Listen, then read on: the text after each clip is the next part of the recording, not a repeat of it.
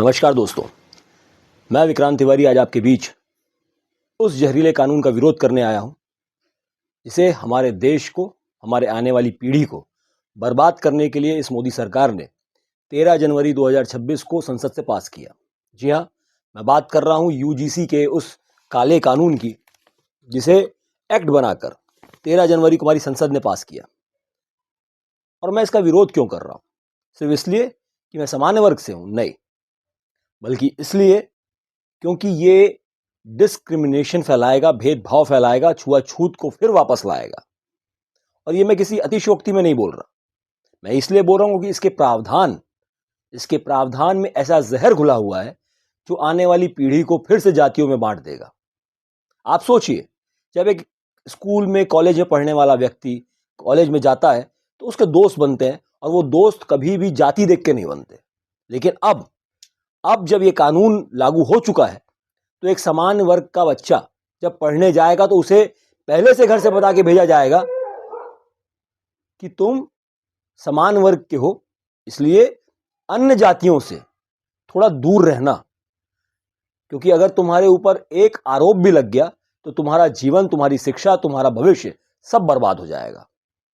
और मैं ये इसलिए कह रहा हूं क्योंकि इस एक्ट की धारा 2 में जो तीसरा पॉइंट है उसमें यह लिखा है कि एसटी, एससी, ओबीसी किसी के द्वारा भी अगर ये आरोप लगाया जाता है कि किसी सामान्य वर्ग के छात्र ने उसके साथ भेदभाव किया है तो उसके ऊपर कार्रवाई होगी। और सिर्फ ये कहना नहीं, उसमें ये साफ साफ लिखा है अगर ये आरोप स्पष्ट हो तो भी, और अगर ये आरोप अंतर्निहित हो तो भी कार्रवाई होगी। और अंतर्निहित का मतलब ये होता है कि अगर उसे आभास हो जाए, ये वो सोच ले, ये वो मान ले, या उसको ये लगे कि ये उसके खिलाफ कोई षड्यंत्र है, या उसके खिलाफ कोई बात है, या उसके खिलाफ, उसके विरुद्ध कोई बात है, और यहां तक अगर वो सिर्फ किसी द्वेषपूर्ण कारणों से भी कंप्लेंट करेगा तो उस सामान्य वर्ग का बच्चा जो वहां पढ़ रहा है उसके ऊपर कार्रवाई होगी। और कार्रवाई सिर्फ ऐसी नहीं कि उसे कोई नोटिस दिया जाएगा, उसको बाकायदा रेस्टिकेट किया जाएगा और कानूनन कार्रवाई होगी। इसमें 3 साल की सजा का प्रावधान भी है।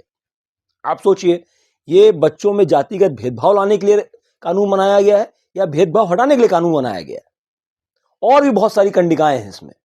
आपको मैं बताना चाहूंगा कि इसमें यह कहा गया है इस एक्ट में कि अगर कंप्लेंट करने वाला व्यक्ति चाहेगा तो उसकी पहचान भी नहीं बताई जाएगी। अर्थात आपको यह भी पता नहीं चलेगा कि आपके खिलाफ कंप्लेंट की किसने है, कंप्लेंट की क्या गई है, और आप जवाब देने का तो आपको कोई भी अधिकार दिया ही नहीं गया है।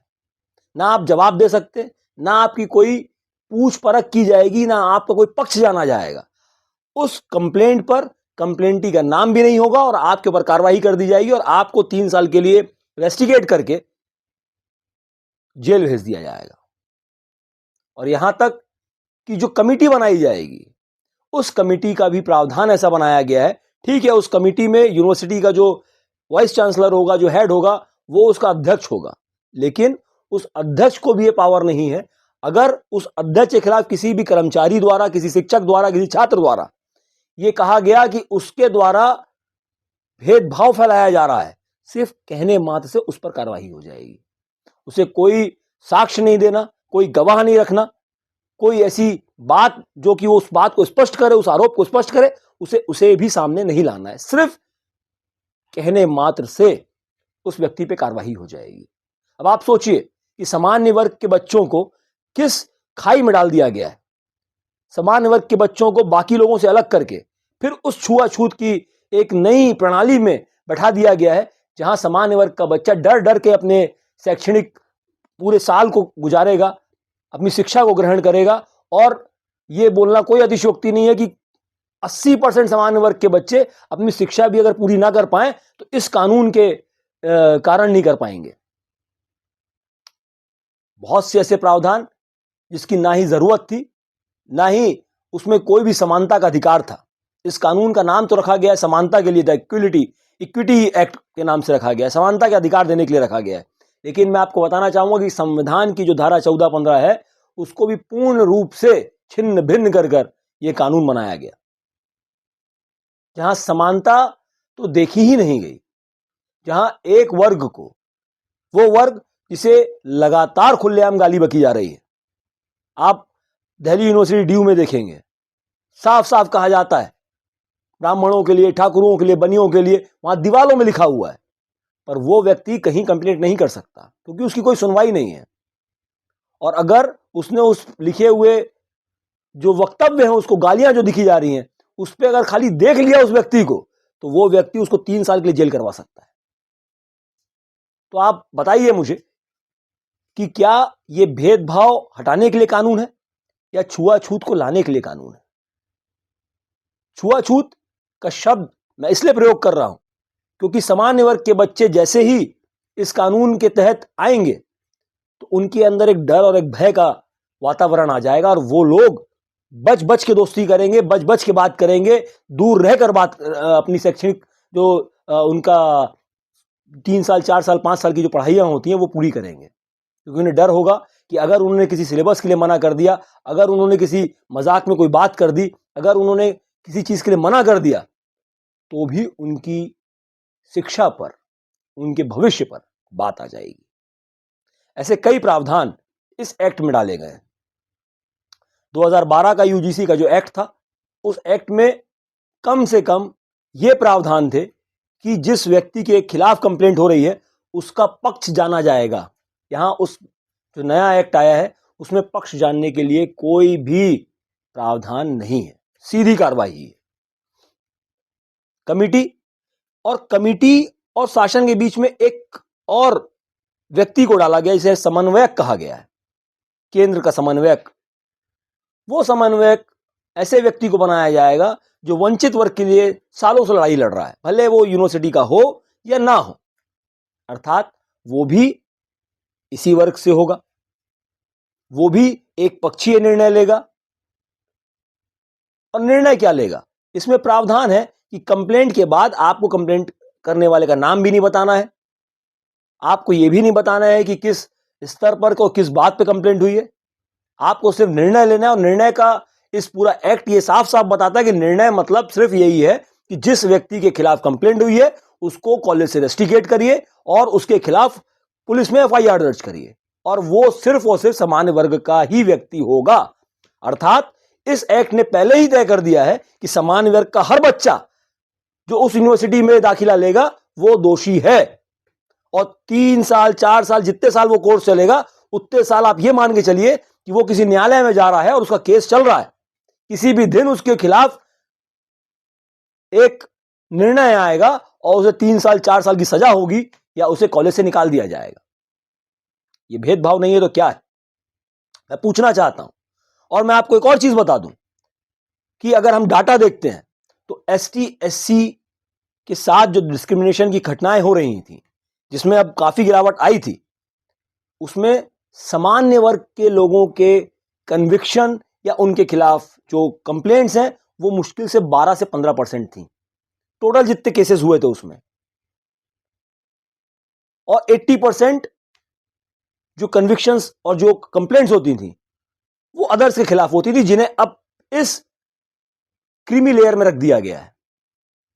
तो ये खाली सामान्य वर्ग के बच्चों के साथ नहीं, ये एसटी एससी के साथ भी, उनके अधिकारों के साथ भी एक बहुत बड़ा धोखा, बहुत बड़ा छल है।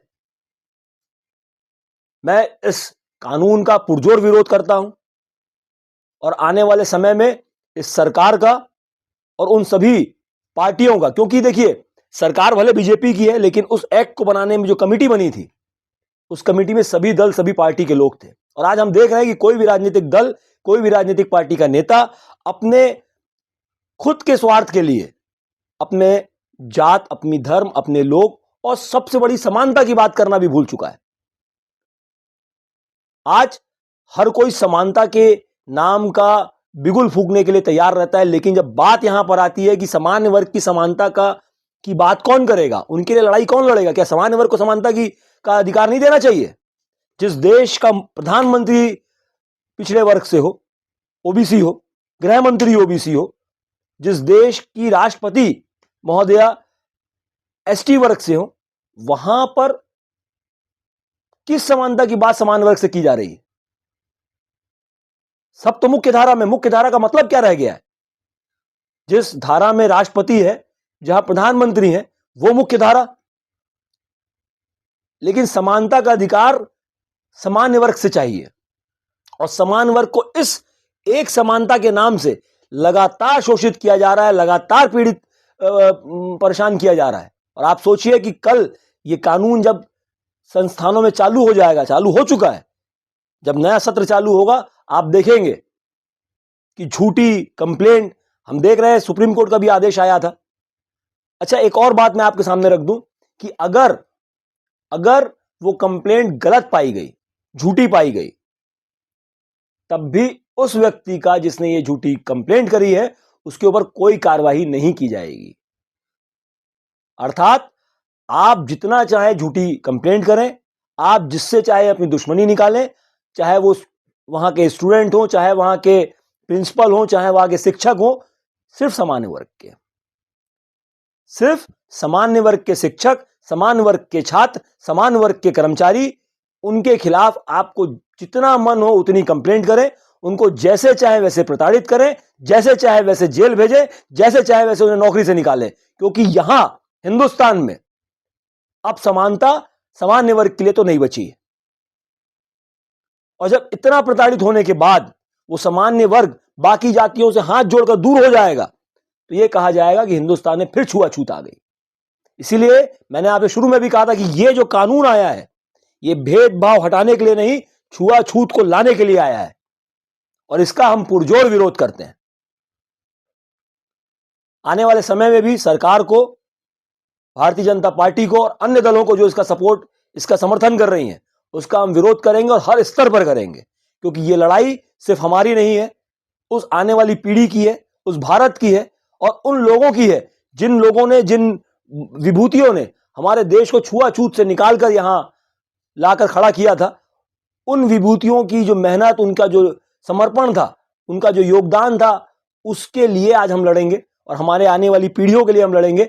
और अब ये लड़ाई सामान्य वर्ग के अधिकारों के लिए भी लड़ी जाएगी, क्योंकि इस देश में सिर्फ एक सामान्य वर्ग ऐसा है जिसे सिर्फ कुचला जा रहा है, सिर्फ उसको परेशान किया जा रहा है, उसको शोषित किया जा रहा है, और उसके नाम पर समानता के ऐसे काले कानून लाकर, क्योंकि बात सिर्फ वोट बैंक की है, बात राजनीति की है, इसलिए अब बात राजनीति की अगर है तो इसका विरोध सड़कों पर होगा और हम अपने स्तर पर इसका विरोध करेंगे। मैं खुले रूप से आपके बीच में यह कहने जा रहा हूं कि मैं इस काले कानून का विरोध करता हूं, और मैं आपसे भी ये विनती करता हूं कि आप इसे पढ़ें। आप किसी भी वर्ग के हो, किसी भी जाति के हो, आप हिंदुस्तानी हैं, तो हिंदुस्तान को पुनः इस दलदल में जाने ना दें। इस छुआछूत की जो नई सोच, एक नई प्रथा चालू होने वाली है, उससे बचाएं और इसका विरोध करें। मैंने ये वीडियो बनाया, आप भी अपना एक वीडियो बनाए, डालें और इसका विरोध करें। लोगों को बताएं कि इस काले कानून में ऐसे बहुत से प्रावधान हैं जो भाई भाई में, हर एक जाति जाति में दुश्मनी पैदा करने वाला है, जो एक दूसरे में छुआछूत और भेदभाव पैदा करने वाला है। भले इसका नाम समानता के अधिकार के लिए बनाया गया कानून है, लेकिन यह असमानता फैलाने वाला कानून है, यह हमारे देश को बर्बाद करने वाला कानून है। और हम नरेंद्र मोदी जी की इस सरकार से यह अनुरोध करते हैं कि इस कानून को जल्द से जल्द वापस ले। UGC roll back, UGC roll back. जय हिंद, जय भारत, जय छत्तीसगढ़।